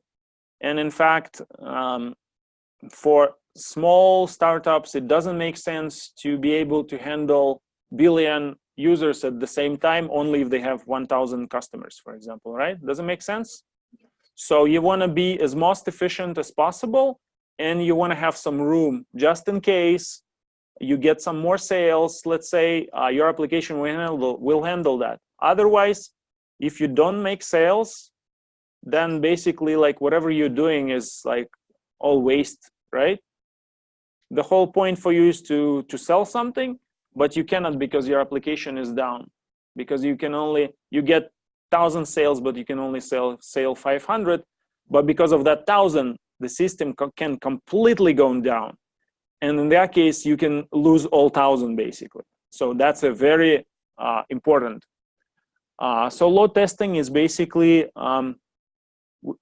so business usually know exactly or approximately like how many users, how many transactions application can handle. So they say, okay, for every build that we are working on, this build should be able to handle like 1,000 users concurrently, no matter what. Sometimes these new changes, they can bring this number down to, let's say, 900. In that case, there will be a performance issue. So developers will have to do something to keep it back to 1,000. So there is a set kind of number of users. When stress testing is, there is no requirements.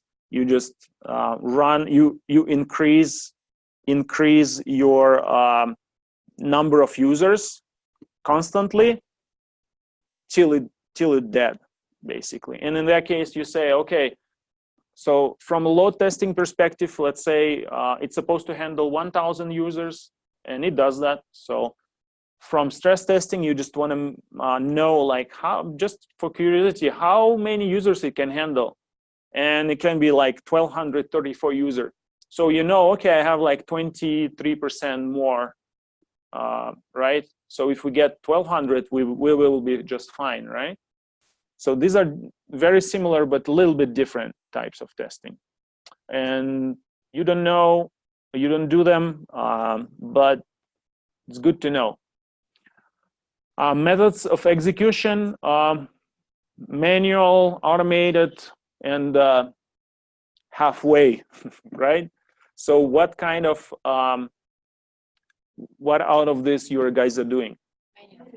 Manual, exactly. We're gonna touch automated a little bit, and semi-automated, which is like we're gonna write using Postman for API, but it's mostly manual at this moment. For automation, yeah, it's another class.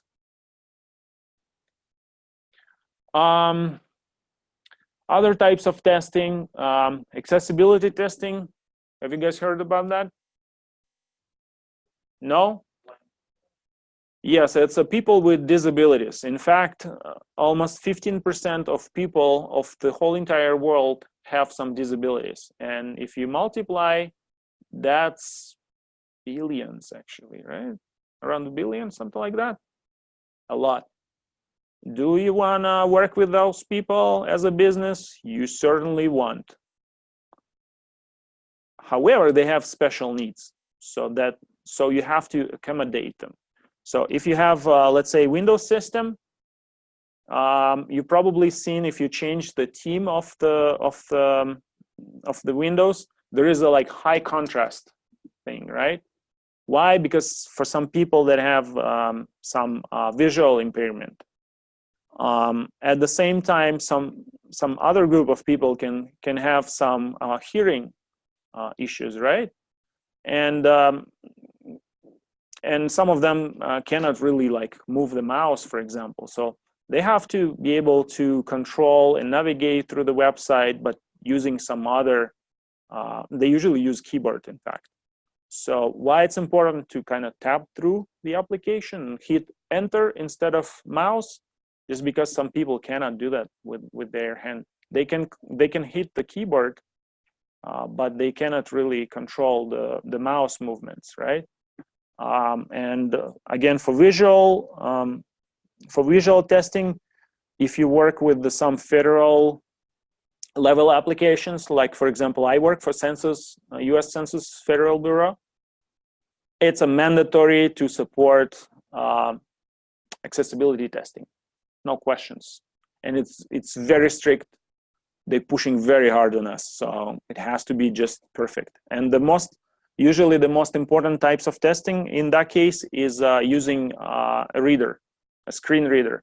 What it does, if you don't see anything at all, that reader goes through your page, and based on the tab on the element where you're in right now, it will read the content of the element. For example, if you search something, you click tab and your search box is highlighted and your cursor is blinking over there, it will read search box input field with a voice. Yeah, there are special applications that do that. And if you go to, I believe, American Airlines, if I'm not mistaken, they actually support that in a very, very good way.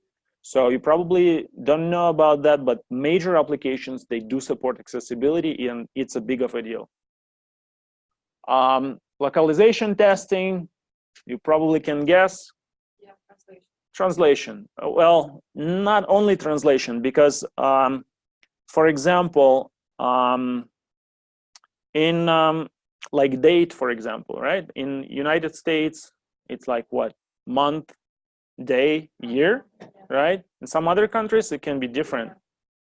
At the same time, for example, Russian ruble, if you say like 1,000, and then after that you say like rub, right? In United States, it's actually $sign, and it should be before the digit, right? So this type of things, along with the translation, of course, because if your application translated like only in half, yeah, that will catch your eye immediately. And then some other types of testing, like I'm not going to talk much about recoverability testing. Security testing is that it's a very technical thing, very high paid job. Not many people can do that. They make tons of money. And that's basically to prevent some breaches like we had recently. I mean, it happens all the time, like Facebook, Google, like, come on, like this huge, like biggest companies in the world, they still have these issues with security, right? Yeah. Well, there was a recent issue. I think we mentioned that on the first class, there was like this FaceTime security issue. It was actually a functional issue, so just a regular boy could find it. But it's actually a major security issue, and they pay like hundreds of thousands of dollars for issues like that. And a lot of issues are related to like APIs, and that's when you see this hacker doing something with a black screen. They just type something in. Nobody knows what exactly. But there is tons of them. They can hack pretty much anything. And that's why it's very important for business to keep a high standard and carefully test the security. There is special techniques. I mean, it's not a secret. If you're curious, you can find it on the internet. But in short, we're not doing it here as well. Well, the last one, there was an issue today brought by one of the students, cross-platform or cross-browser testing. So for example, idea boards that we used before, it actually has an issue. If you open it in Safari, you won't see any idea board item, those tiles with the text. It's just empty. So this is great example of cross-browser or cross-platform testing. So on Windows, it's not reproducible basically because there is no Safari, right?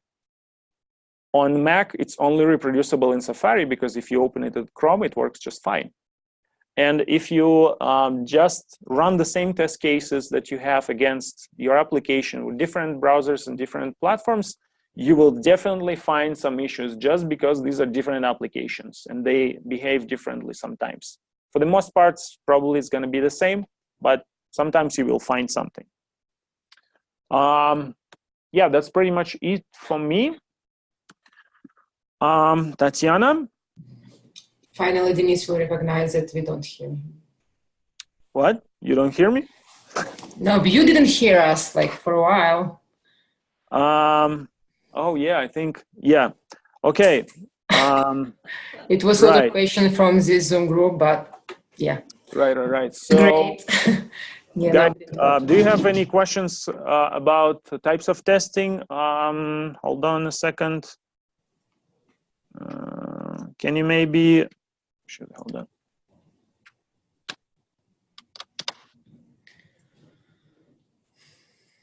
on. Okay. Could you guys say something? You explaining pretty good, so we understand. Okay. Do you have any questions on testing types? I have a question. Yeah. So manual testers start their job from system testing, right? Yes. Not earlier. Well, again, system testing, functional testing, black box testing, right? It's kind of same. But when it comes to like smoke testing or regression testing, those are ad hoc testing, those are subsets of functional testing, right? But again, it's many in many different ways you can define these types, like how you structure the testing. You just need to understand like the most important things and what you are doing in particular.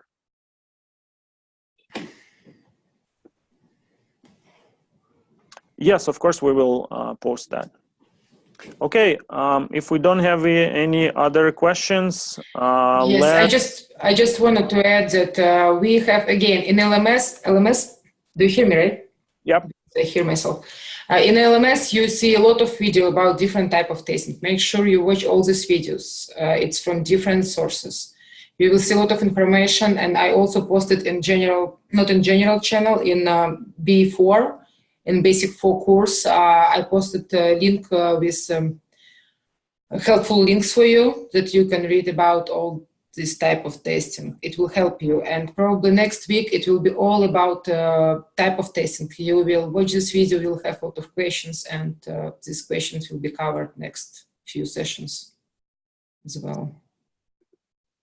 Right now it looks easy, but it's not. And it is easy. It's easy. It will be easier for you in some period of time, but when you start watching and reading about it, you will be confused because some of testing looks similar and you will not understand details, why different. You will have questions about performance, load, stress, exploratory ad hoc. You will see after you will read about all this testing, you will ask us what is the difference.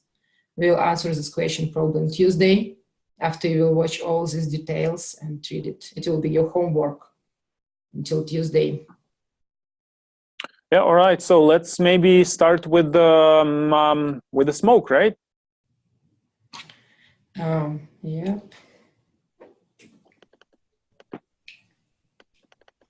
So what do you guys think smoke is? What's the bad thing? Smoke. The funny fact, it actually came out of like a hardware. Have you guys tried to assemble a computer with your own hands? Probably males, not maybe all of them. I mean, I did like hundreds of them with my own hands. I mean, not a big of a deal really.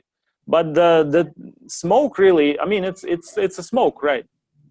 It means smoke. So the trick there is when you connect, let's say plus, when you switch by mistake plus and minus and try to turn it on, what happens? Your expected result is it should be working, right? But because you missed that somehow, now you're like, and in fact, I actually saw that with my own eyes. I did that once, and I'm like, what's going on, really? Like, that smell, I mean, it doesn't look right. Of course, nothing is working, and those wires, they started melting, actually. I'm like, oh, shut down everything. I mean, it worked out fine once I switched them, so no like major damage. That's why we have this really smoke word in place.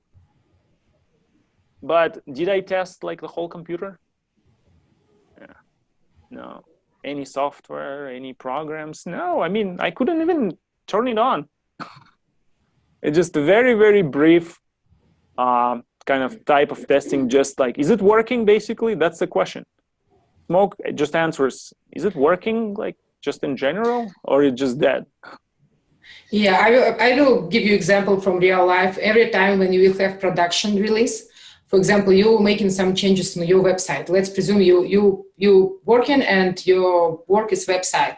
For example, Amazon. You do some changes, you change some login screen or some cart or whatever, and you making a release in production. It probably will happen overnight, and because it's always release time, it's always the time when the less people use this website to make sure they don't lose customers. And probably all QA team in this day, like all responsible people, if it's small changes, will sit at home, they will open Amazon.com, not like any dev or QA version. They will open Amazon.com, and devs or DevOps, they will run release. And as soon as they're done, they will say, okay. Could you yeah, thank you.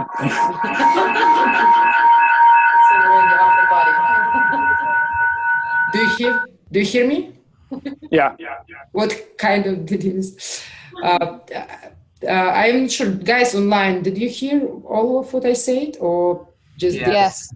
Yes. Okay, I just said that every time when you will do release production and you will post something on real, for example, it's Amazon.com and you're working on QA and you're responsible to test website, for example, and you go into release and your release is published. It's happened most of the time overnight and your devs will say, okay, guys, we are on live already. We post our changes and your work will be smoke tested.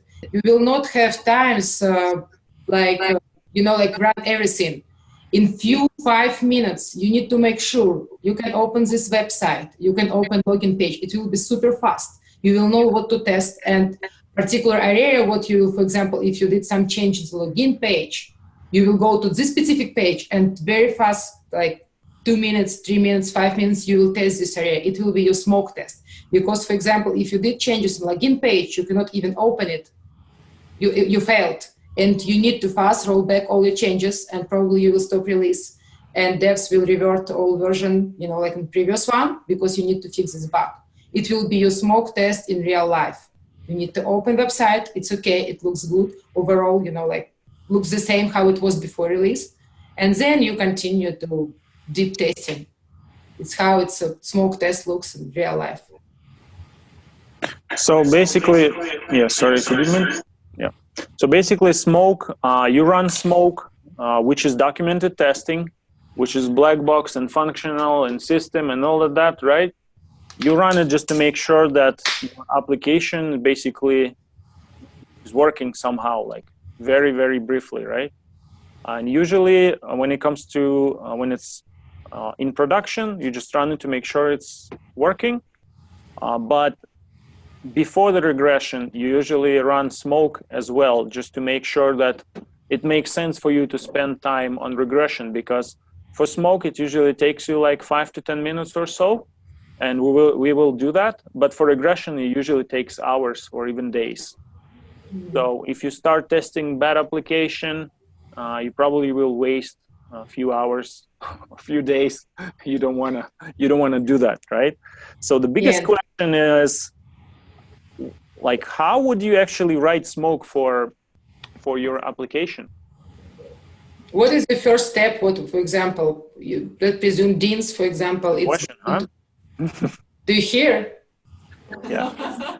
Yeah, let's open, like guys asking online what we will do and how we will smoke test. First of all, you will just open a website.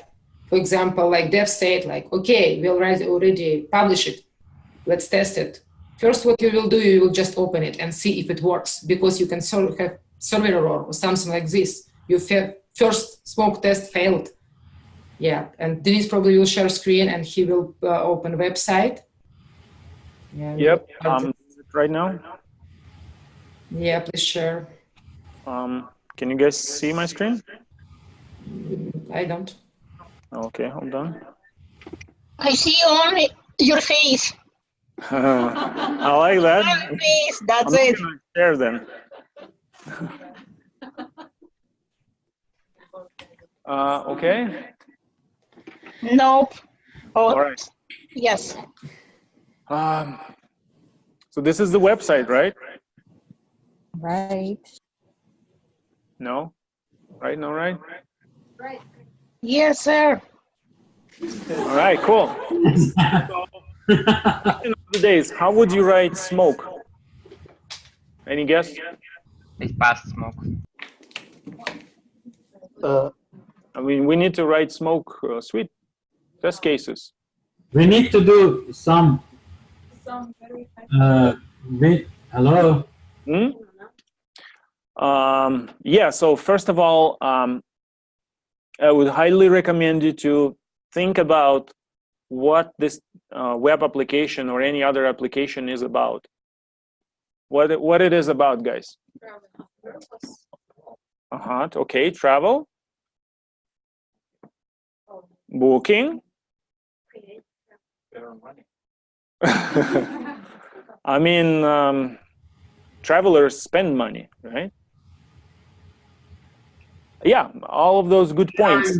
So basically, this is an application for Travels, basically, it's a platform where locals can post their trips, and trips, by trips I mean like complete trip, not just Travel guides. kind of hospitality, even though it's included. So restaurants, tours, and hotels, or maybe rooms, maybe some other fun things. Maybe in the future is going to be like flight tickets, so it will be like a whole package, right? But for now, yeah, there are some certain group of people who offer something, basically these locals here. And because they know what, if your friends ask you like, hey, what can I do in Los Angeles? You would probably answer them, right? And if they ask you like, hey, I only have like 2 days, what are the restaurants that would you recommend me to visit, right? And they don't ask you for the whole list. They only ask you for like 2 probably, right? Or maybe 3, like not many. So in short, this is what it's all about. Of course, it's all about sales. So you have to be able to buy something over there, right? Yeah, I'm using Grammarly, right? So knowing that, how would you write smoke? That should be question. Yeah, so this actually, again, we need to build this mindset. Whatever the project you're going to be working on, you need to go there and figure out what it is about and how to test this. In this particular case, I would say that first of all, can you buy a tour, let's say, without being logged in? Probably no, right? So you have to either create an account or log in. And I think most of the times people will like logged in versus creating an account. Probably logged in users gonna happen more frequently, right? Just because we returning back and forth on any website, you create like your account once, but then you return every time, and then you log in every time. So you create once, you can log in like hundreds or thousands of times, really, with the time, right? So I would say login is kind of more important, but create an account is important too, right? But anyway, so okay, let's say we created an account here. Do I have any account? Okay, I don't. You see these 2 things here? And I think search is one of the most important things. So how would you buy something if you, I mean, you should be able to find something first, right? So, so your first test case really would be before you even go anywhere. So you basically go to homepage and make sure the homepage is kind of somewhat working, right? So you see like some elements here, like search box here, and some trips for you if you don't know where to go. They offer you some featured trips, right? So some information here and there. So the very first test case would be just go to homepage, and homepage is the most important page for most of the websites. They get most of the traffic on a homepage. So it's like a face of the application. Is something wrong with the face, right? You will be questioned. So I would say the homepage, very first test case would be a homepage. So you go to homepage, you make sure like it's working, you can search and all that stuff. Then the next one probably would be search for something like, let's say, Los Angeles. So if you search for Los Angeles, there is no trips. Okay, bad example. Hold on, what was that? Seattle? Oh no, sorry. Yeah, San Francisco was there, right? So you search, No? Okay. Try to from. I mean, it's testing environment, right? So there is not that many places. So that's why it's kind of. London. So instead of guessing, right, what we can do is, yeah, we can do Sydney, for example. So if you search for Sydney,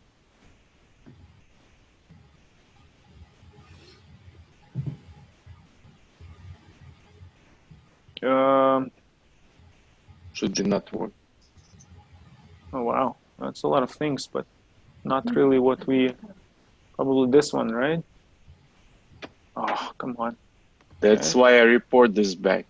Okay, we search for Sydney, and we get to this page. So to me, smoke sounds like it's a transition between pages, like basically your most important workflow of your application. You land on the home page, you kind of want to get the results as faster as possible, right? So you go to homepage, you like do search, let's say on the homepage, you get some results back. You're reviewing a trip. You can basically order a trip now, right? So if you click customize, and then I believe even without any customization, hold on, where is that? Oh, of course you have to select the dates, right? How does it know about your trip, right? What else? Oh, okay. Now you have to actually do so. You have a few days here, and you have to select some activities, right? And then basically, once you customize, then you can continue with payment. After that, you basically, your order is confirmed, and that's it. You're all set, right? Of course, we are not touching every single element here. We just want to do it like as quick as possible, just to make sure it's somehow the positive. This is smoke is a positive type of testing, right? So you do it as quick as possible, just to make sure it's working. It does what it's supposed to do, and basically that's it. So we will write our smoke suite, and it's gonna be.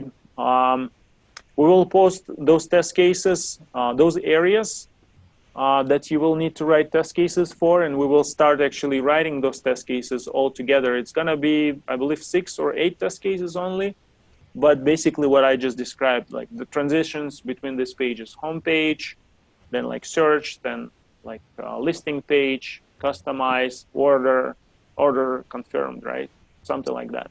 Very, very brief. And the regression is going to be everything else, which is hundreds and thousands of test cases. Every single little thing here on UI should be really tested. Hope it makes sense. Let's do, 5 minutes on planning, and we're done. Tatiana? Done. Let me switch. Yes, I think it's clear, guys. Yeah, just to make sure what Dennis said, like, like if you cannot place order, you cannot book this trip, this application doesn't make any sense. It's failed. When you will write this smoke test, to make sure you just cover these areas, what's super important. And the goal is each and every site, it's to make money. Amazon makes money, Facebook makes money, like different ways. And the purpose of testing like smoke test to make sure like business people, they will not lose their money, we will not lose our jobs. Yes, that's why I think about it when you will just smoke test it. What is the main goal of this website? What people come in to do what with this website? And yeah, and to make sure like your test cases, like it's about 5-7 minutes to run to make sure like everything works from first impression. You can put like credit card, for example, and so on, so on, so on. Like, keep it simple. So let's do an estimation. Yep. Without actual point, the Scrum Poker, real quick. Okay, yes, let's do in backlog. And you can start sharing. We cannot see your screen. Okay. Give me a second.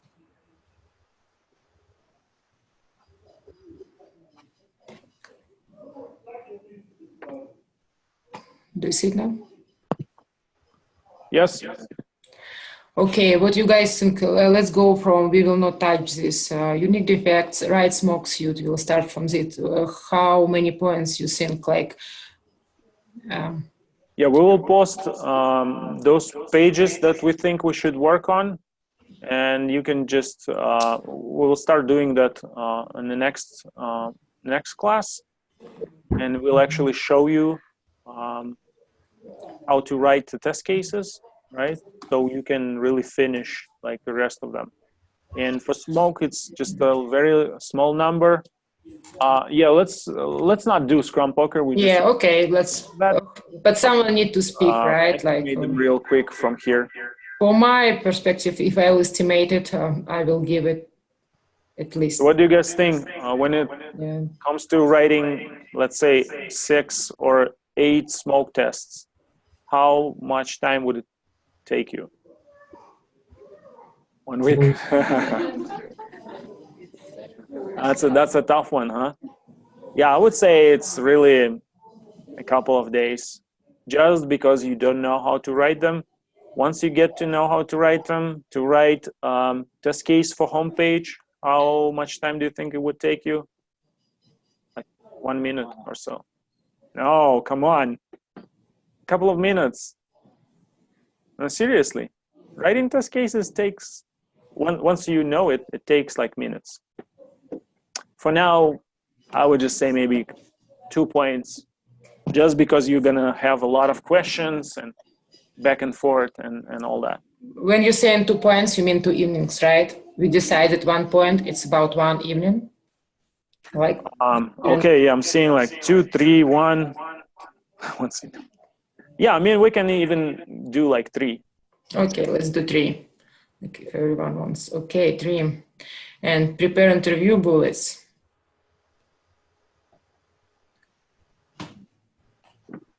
You guys all know how to do it now, right? What do you think? One more time, it's interview bullet just for this topic type of testing, just to cover this week of knowledge. You need like 2-3 bullets, I believe. It's not hard. Just.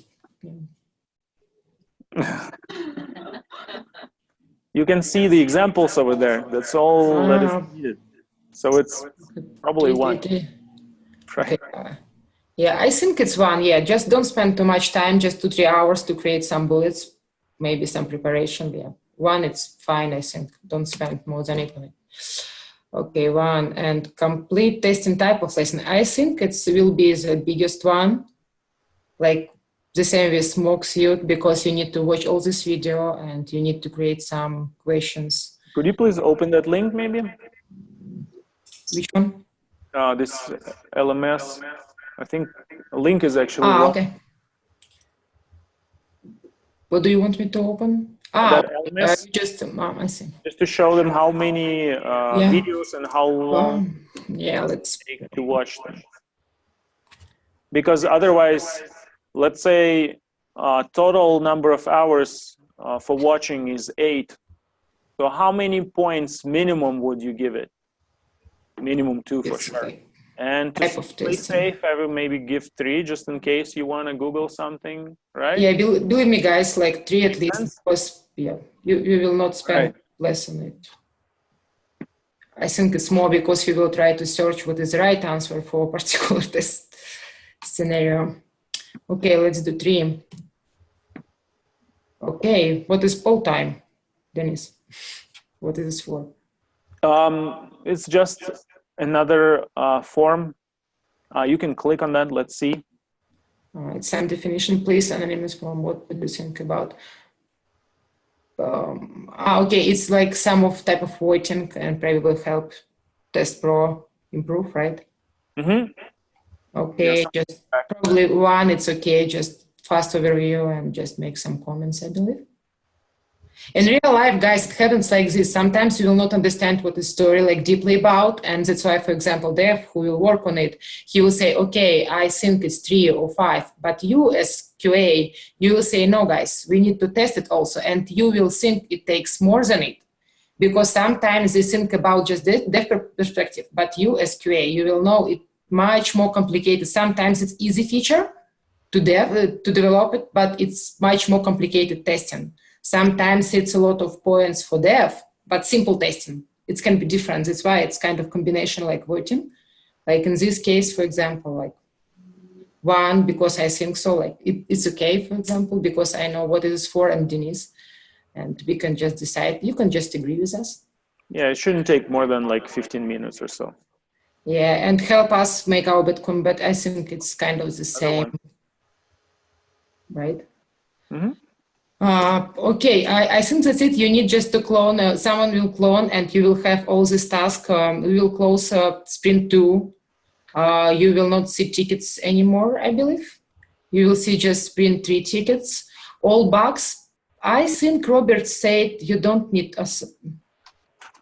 He asked to put all in backlog, but we will clarify on Tuesday because he said it's not a good idea to post just in current sprint. He asked, because it will be mess, he asked to write bugs in and report it to backlog, but we will ask him. Okay. But anyways, yeah, we can move things around. It's not yeah.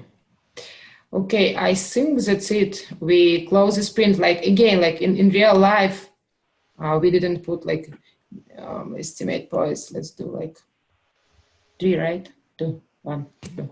Okay. And again, like overall, when we close in sprint, just to make sure we are going to active sprints before we planning, and we want to check how previous sprint went, and we will check this born chart what Dennis mentioned, and we will see, for example, like average each sprint with all vacations, with all meetings, with, for example, overall like covering like 30 points. And when we plan our tickets for next sprint, we will not plan like 80 because we never did it like this. We don't have enough resources. We can estimate like 8 points and we can just put like 10 stories like this. But we already know as a team from our experience, we are covering average like 30 points, and we will take like average this amount of points to the current sprints. It's how in my team it works. We need how much time we have overall. So we guys all good? All clear? Yes. Yes. Question? Yeah, I have a question. Will we have like we had this writing bug report and we were showing everything, open this, that. Will you give us that? Yeah, sure. Practice? Will it just be or it's this recorded and Yeah, probably on Tuesday then.